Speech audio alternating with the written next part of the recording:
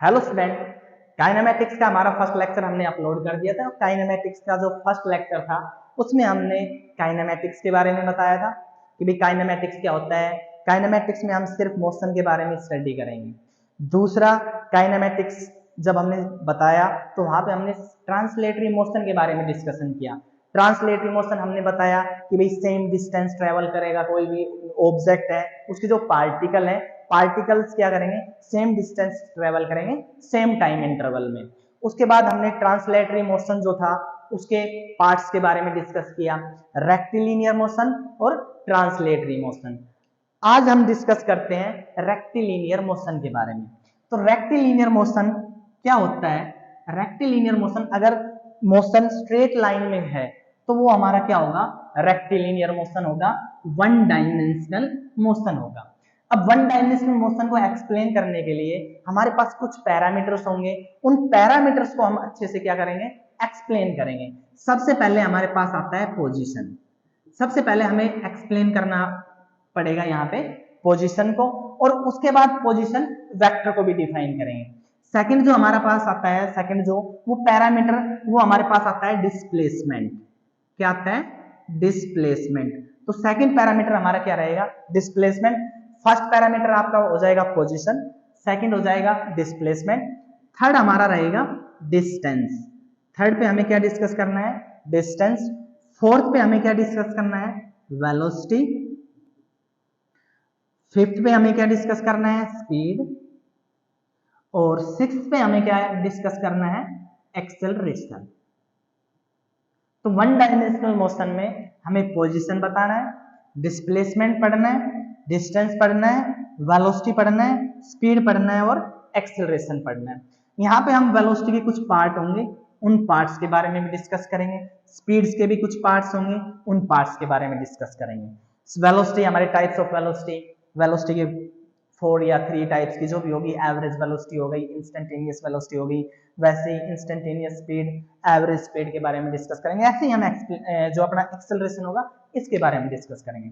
तो आज का जो हमारा लेक्चर रहेगा, जो मेन लेक्चर है, आज सिर्फ हम अपने 2 पैरामीटर्स को ही डिस्कस करेंगे। फर्स्ट हमारा रहेगा पोजीशन और सेकंड हमारा क्या रहेगा? डिस्प्लेसमेंट। तो आज के इस लेक्चर में सिर्फ हम पोजीशन और डिस्प्लेसमेंट से रिलेटेड पैरामीटर्स, ये जो हमारे 2 पैरामीटर्स हैं, इनको ही हम डिस्कस करेंगे और नेक्स्ट लेक्चर में इनसे रिलेटेड न्यूमेरिकल डिस्कस करेंगे।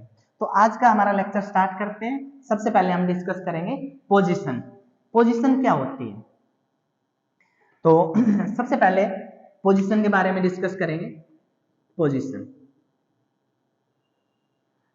तो जैसे हमारे पास कोई भी एक पॉइंट है या किसी का भी हमें पोजीशन अगर फाइंड करनी है, तो पोजीशन हम तभी फाइंड कर सकते हैं जब हमारे पास कोई एक फ्रेम ऑफ रेफरेंस होगा। मींस हमारे पास एक ऑब्जर्वर होगा। ऑब्जर्वर मींस कोई भी एक ऑब्जेक्ट है या कोई भी एक बॉडी है, अगर वो मोशन कर रही है, अगर ये मोशन कर रही है, तो अगर मुझे इसकी पोजीशन को एक्सप्लेन करना है, मान लो ये इस ए पॉइंट पे है ये कोई ऑब्जेक्ट, अगर मुझे इसकी पोजीशन को एक्सप्लेन करना है तो मुझे इसकी पोजीशन को एक्सप्लेन करने के लिए यहाँ पे मुझे एक फ्रेम ऑफ रेफरेंस की रिक्वायरमेंट होगी। वो फ्रेम ऑफ रेफरेंस हम, जो भी ऑब्जर्वर होगा, जो कोई ऑब्जर्वर है जो इस बॉडी के मोशन को जो ऑब्जर्व कर रहा है, इसकी पोजीशन को ऑब्जर्व कर रहा है, वो हम उसकी रेस्पेक्ट में एक फ्रेम ऑफ रेफरेंस लेके चलेंगे। वो फ्रेम ऑफ रेफरेंस हम कुछ भी ले सकते हैं, वो हमारे अकॉर्डिंग चलेगा हम कहाँ से कंसिडर कर रहे हैं। तो हम मान लेते हैं हमारे पास कोई ऑब्जेक्ट ए है और इस ऑब्जेक्ट की अगर मुझे पोजीशन को एक्सप्लेन करना है तो यहाँ पे मुझे एक कार्टेशियन कोऑर्डिनेट लेना पड़ेगा, कार्टेशियन कोऑर्डिनेट सिस्टम। ये हमारा क्या रहेगा? फ्रेम ऑफ रेफरेंस होगा। तो फ्रेम ऑफ रेफरेंस ये होगा हमारे पास एक्स, वाई, जेड। तो यहां से इस ऑब्जेक्ट की हमें पोजीशन मिल जाएगी। इस ऑब्जेक्ट को मैं एक पॉइंट ऑब्जेक्ट मान लेता हूं, ये मेरा हो गया एक पॉइंट ऑब्जेक्ट। इस पॉइंट की मुझे अगर पोजीशन को डिफाइन करना है तो इसके लिए मुझे यहाँ पे एक फ्रेम ऑफ रेफरेंस लेके चलना पड़ेगा। तो फ्रेम ऑफ रेफरेंस मैंने कंसिडर कर लिया। इसके लिए मुझे यहाँ पे एक क्या लेना पड़ेगा? ओरिजिन। ओरिजिन मुझे यहाँ पे फिक्स करना होगा जहां पे हमारे पास एक्स भी 0, वाई भी 0 और जेड भी 0। अब इस फ्रेम ऑफ रेफरेंस के अकॉर्डिंग इस पॉइंट के हमें क्या मिलेंगे? कोऑर्डिनेट मिल जाएंगे। जब एक्स एक्सिस की बात करेंगे तो एक्स एक्सिस में हमें क्या मिलेगा? एक्स कोऑर्डिनेट मिलेगा। वाई एक्सिस की बात करेंगे तो वाई एक्सिस में हमें वाई कोऑर्डिनेट मिल जाएगा और जेड एक्सिस में क्या मिल जाएगा? Z coordinate. तो ये हमारे पास एक पी पॉइंट था, इस P पॉइंट की अगर मुझे पोजीशन को डिफाइन करना है तो मुझे एक फ्रेम ऑफ रेफरेंस की क्या होगी जरूरत, मींस यहाँ पे हमें एक कार्टेशियन क्या लेके चलना पड़ेगा, कोऑर्डिनेट सिस्टम। तो यहाँ पे मैंने एक कार्टेशियन कोऑर्डिनेट सिस्टम लिया है x y z, ये मेरे पास एक कोऑर्डिनेट सिस्टम हो गया। तो इस P पॉइंट की जो पोजीशन होगी उसके कोऑर्डिनेट आ जाएंगे x y और z। दूसरा हमारा ये ऑब्जर्वर की रेस्पेक्ट में ये ओरिजिन हो गया, तो ओरिजिन हमारे पास क्या हो गया 0 0 0। तो ये तो हो गया हमारे पास पोजीशन। अगर मुझे यहाँ पे इसका वेक्टर फाइंड करना है तो पोजीशन वेक्टर हम कहां से लेके चलेंगे, ओरिजिन से लेके चलेंगे, और ये हमारे पास एक पोजीशन वेक्टर हो जाएगा जो क्या होगा r। तो पोजीशन हम कैसे फाइंड करते हैं, पोजीशन करेंगे ये आपका फाइनल पॉइंट, ये आपका initial point, final minus initial हो जाएगा। तो यहां से हमारे पास ये जो पोजीशन वेक्टर आएगा r, ये हमारे पास क्या हो जाएगा xi, x जो है ये इसकी लेंथ है, x में कितना है, y में कितना है और z में कितना है, x y z ये हमारे पास लेंथ है, i j k ये इनके क्या है यूनिट वेक्टर, जो इनकी क्या बताएंगे डायरेक्शन। तो x एक्सिस के लिए हम i लेके चलेंगे, y एक्सिस के लिए हम j लेके चलेंगे और z एक्सिस के लिए हम k लेके चलेंगे। तो यहाँ पे x y z मेरे कोऑर्डिनेट्स हैं और r जो है ये हमारा पोजीशन वेक्टर है जो हमें इसकी क्या बताएगा डायरेक्शन और साथ में क्या बताएगा मैग्नीट्यूड। मींस जो वेक्टर होता है उसके पास दोनों चीजें होती हैं, ये चीजें हम आगे पढ़ेंगे। इसका जो नेक्स्ट जो चैप्टर आएगा हमारे पास काइनेमेटिक्स का, उसमें पढ़ेंगे हम वेक्टर्स के बारे में अच्छे से। तो ये हो गया हमारे पास वेक्टर। वेक्टर के पास दो चीजें होती हैं, मैग्नीट्यूड भी होता है और डायरेक्शन भी होती है। तो मैग्नीट्यूड तो हो गया एक्स वाई जेड और आई जे के क्या हो गई इसकी डायरेक्शन को रिप्रेजेंट करेंगे। तो अपना पोजीशन वेक्टर क्या आएगा एक्स आई प्लस वाई जे प्लस जेड के। तो ये हम यहां से हमें क्या मिल जाएगा आर वेक्टर। तो ये हमारा पोजीशन वेक्टर जो होगा वो क्या होगा final minus initial, x minus 0 आई, तो एक्स आई हो गया प्लस वाई माइनस 0 जे प्लस z माइनस 0 के। ये हमारा क्या हो जाएगा पोजीशन वेक्टर। तो पोजीशन वेक्टर हम मैथ में भी सोल्व करते हैं, कैलकुलेशन करते हैं, सोल्व करते हैं, फाइनल माइनस इनिशियल। तो हम इसको अगर r को एक्सप्लेन करना चाहें तो कैसे करेंगे, कैसे आया x i y j plus z के, ये हो जाएगा आपका x minus 0 i plus y minus 0 j plus z minus 0 k। ये आ गया आपका पोजीशन वेक्टर। तो आज का जो हमारा लेक्चर था रेक्टिलिनियर मोशन, सबसे पहले हमने पोजीशन को डिफाइन किया, उसके बाद हमने किसको डिफाइन किया है पोजीशन वेक्टर को।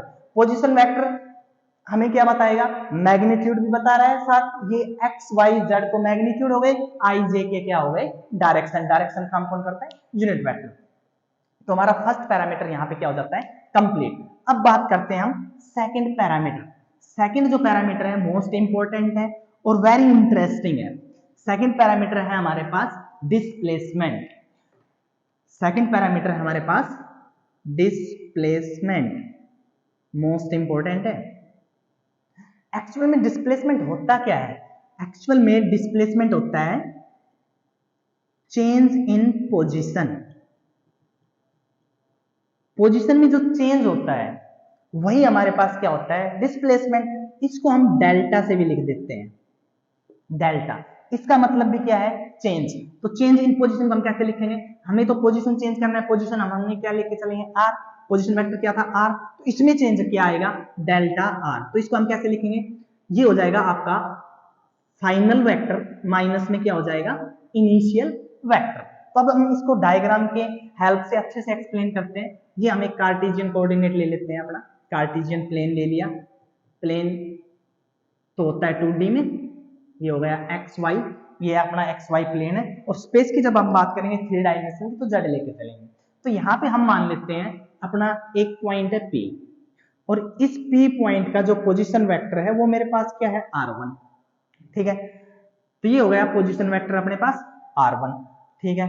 तो ये अपना क्या है ओरिजिन है, ओरिजिन हो गया 0 0 0, ओके। अब उसके बाद अपना सेकंड पॉइंट है यहाँ पे मान लेते हैं Q, और इसका जो पोजीशन वेक्टर है वो हमने क्या रख लिया R2। ये हमारा क्या हो गया है पोजीशन वेक्टर R2। अब हमें यहाँ पे क्या करना है डिस्प्लेसमेंट, और डिस्प्लेसमेंट होता क्या है change in position. Change in position क्या होता है फाइनल माइनस इनिशियल। तो ये हो गया फाइनल और ये क्या हो गया initial.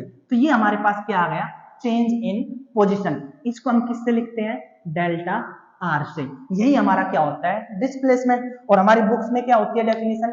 The shortest distance between final and initial position. जो हमारे पास फाइनल और इनिशियल पोजीशन का जो बीच का डिस्टेंस है, शॉर्टेस्ट पाथ जो है, वही हमारा क्या होता है? डिस्प्लेसमेंट। तो यहां से हमें क्या मिल गया? Delta R. डेल्टा आर क्या मिल गया हमें? डिस्प्लेसमेंट। तो क्या होगा हमारे पास? Final minus initial. तो ये हो गया R2 माइनस R1। ये हमारे पास क्या आ गया है? डिस्प्लेसमेंट। क्या आ गया है? डिस्प्लेसमेंट। अब यहाँ पे जो हमारी जो डायरेक्शन होगी, डिस्प्लेसमेंट की जो डायरेक्शन होती है, डिस्प्लेसमेंट की जो डायरेक्शन होती है वो हमेशा क्या होगी? इनिशियल पॉइंट से फाइनल पॉइंट की तरफ। ये हो गया इनिशियल और ये हो गया फाइनल। तो ये हमारी क्या होगी? डिस्प्लेसमेंट की डायरेक्शन होगी। तो आज का जो लेक्चर था हमारा, ये जो सेकंड पैरामीटर था, क्या था? डिस्प्लेसमेंट। तो यहाँ पे हमारा डिस्प्लेसमेंट क्या हो जाता है? कंप्लीट। ये हमारा क्या हो गया? कंप्लीट। तो डिस्प्लेसमेंट के बारे में हमने डिस्कस किया कि भाई क्या होता है एक्चुअल में? Change in position. इसको हम डेल्टा से लिखते हैं चेंज को। चेंज क्या होता है? Final minus initial.